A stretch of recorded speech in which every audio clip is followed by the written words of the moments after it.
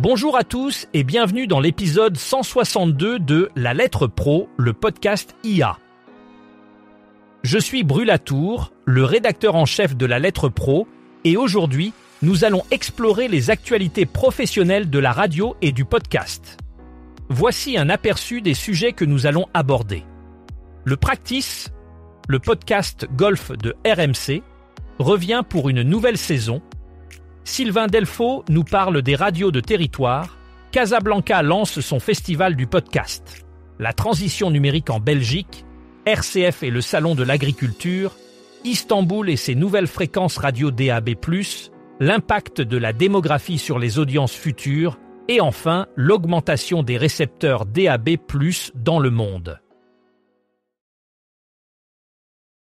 RMC relance son podcast dédié au golf, le Practice, pour une 4e saison prometteuse. En collaboration avec UGolf, Blue Green et Callaway, ce podcast est un rendez-vous incontournable pour les passionnés de golf. Prévu avec 72 épisodes cette année, le Practice propose aux auditeurs de suivre toute l'actualité du golf 2 fois par semaine, chaque lundi et vendredi.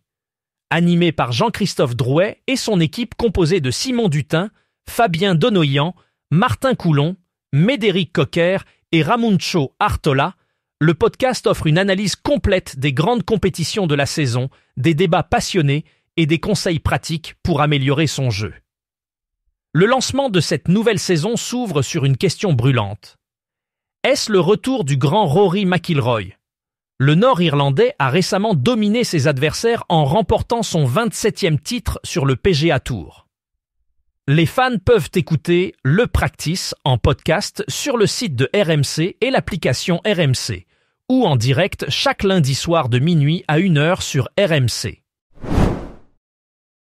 Sylvain Delfaux a été élu président du syndicat national des radios libres lors du congrès de novembre.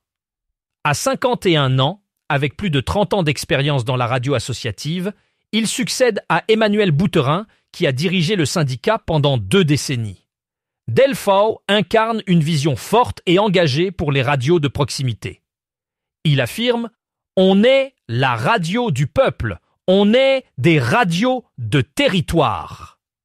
Cette déclaration souligne son engagement envers les communautés locales et l'importance de refléter leur voix à travers les ondes. Delfaux met l'accent sur le rôle crucial des radios associatives dans le paysage médiatique en tant qu'espace de liberté d'expression et de diversité culturelle. Son leadership promet de renforcer l'impact des radios libres en France, en soutenant leur développement et en défendant leurs intérêts face aux défis technologiques et économiques actuels. Casablanca s'apprête à accueillir son tout premier festival du podcast, prévu pour le 20 février 2025. En partenariat avec Podcast Magazine, cet événement met à l'honneur l'art de raconter des histoires à travers le podcast sous le thème « L'art de parler », comment le podcast redéfinit nos histoires. Le festival promet d'être un carrefour pour les créateurs de contenu audio, les marques et les passionnés de storytelling. Des conférences, panels et ateliers pratiques rythmeront la journée, offrant une immersion complète dans l'univers du podcasting.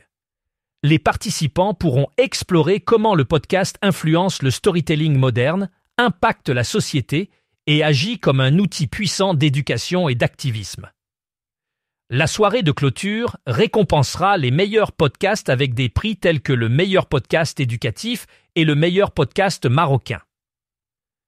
L'événement se tiendra au Hyatt Regency de Casablanca et les inscriptions sont ouvertes sur podcastfestival.ma. En Belgique francophone, la radio numérique est en plein essor et pourrait bientôt surpasser la radio hertzienne traditionnelle.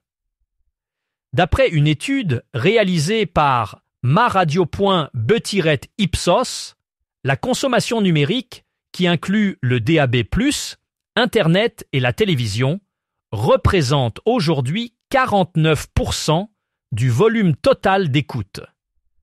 La radio hertzienne, quant à elle, ne représente plus que 51% des écoutes. Cette transition numérique est déjà une réalité pour certains groupes d'âge, signalant un changement imminent dans les habitudes d'écoute.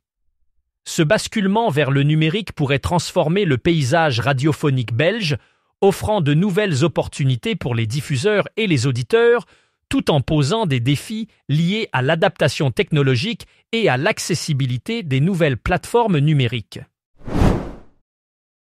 Du 22 février au 2 mars 2025, RCF mobilise ses antennes locales pour couvrir le Salon international de l'agriculture. Cet événement annuel est un rendez-vous incontournable pour les professionnels du secteur, les producteurs et le grand public, célébrant le savoir-faire des régions françaises. Fidèle à sa mission de proximité, RCF met en lumière les produits du terroir, les innovations agricoles et les défis du secteur grâce à ses équipes locales déployées à travers la France. Les antennes locales de RCF, de l'Anjou à la Côte d'Azur, en passant par l'Auvergne et la Normandie, proposeront des reportages, journaux d'actualité et émissions spéciales. Chaque région apportera sa touche unique. En Normandie, les équipes ouvriront le bal dès le 22 février, tandis qu'en Anjou, une émission en direct animera la journée du 24 février. En Drôme, des reportages enrichiront la programmation les 24 et 25 février. La Moselle collaborera avec le département pour une immersion complète le 24 février et à Saint-Étienne, une table ronde sur l'agriculture dans la région Loire se tiendra le 25 février. En Auvergne, les producteurs régionaux seront mis à l'honneur avec une émission spéciale les 25 et 26 février avec le chef cuisinier François Gagnère.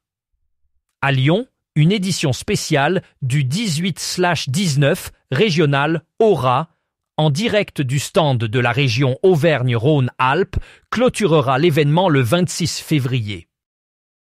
RCF souhaite, à travers cette couverture, favoriser une meilleure compréhension des évolutions du monde agricole et de ses enjeux sociétaux. Les contenus produits seront disponibles en podcast sur rcf.fr, permettant aux auditeurs de suivre l'événement en direct ou en replay pour revivre les moments forts. Istanbul fait un grand pas vers l'avenir de la radiodiffusion avec l'adoption de la technologie DAB+, une première pour la Turquie. Le ministre des Transports et de l'Infrastructure, Abdülkadir Uraloğlu, a récemment annoncé que cette avancée permettra d'attribuer 448 nouvelles fréquences radio à Istanbul. Cette décision intervient dans un contexte où les fréquences FM étaient complètement saturées, limitant les possibilités pour les nouvelles stations. Avec le DAB+, la ville peut désormais répondre à une demande croissante pour des contenus variés et innovants. Cette initiative s'inscrit dans une volonté de moderniser l'infrastructure radiophonique du pays et d'offrir aux auditeurs une meilleure qualité sonore ainsi qu'une plus grande diversité de programmes.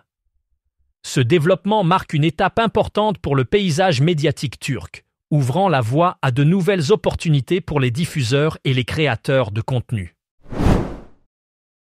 La radio continue de jouer un rôle essentiel dans nos vies, malgré les évolutions du paysage médiatique.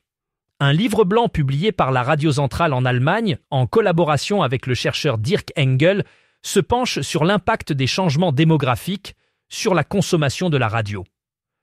Ce document met en lumière les tendances générationnelles qui influenceront l'avenir de ce média. Alors que les habitudes d'écoute évoluent, il est crucial pour l'industrie de la radio de comprendre comment ces dynamiques démographiques pourraient transformer les audiences de demain. Le rapport souligne l'importance de s'adapter aux préférences des nouvelles générations tout en maintenant l'engagement des auditeurs actuels. Avec l'émergence des plateformes numériques, la radio doit continuer à innover pour rester pertinente et captiver un public diversifié. Les derniers chiffres du World DAB révèlent une croissance impressionnante des récepteurs DAB+, avec près de 150 millions d'unités vendues dans le monde. La France et l'Australie se démarquent avec plus de 10 millions de récepteurs chacun. Le Royaume-Uni est en tête avec 55 600 000 ventes, suivi par l'Allemagne avec 28 300 000. L'adoption du DAB+ s'accélère, soutenue par une couverture croissante. En France, la couverture dépasse maintenant 60% de la population, tandis qu'en Espagne, des émetteurs à Valladolid et Saragosse renforcent la couverture. En 2025, presque tous les nouveaux véhicules en Europe incluent le DAB+ de série, témoignant de son intégration croissante. En Norvège, 100% des auditeurs utilisent la radio numérique et au Royaume-Uni, le DAB+ représente 43% de l'écoute radio.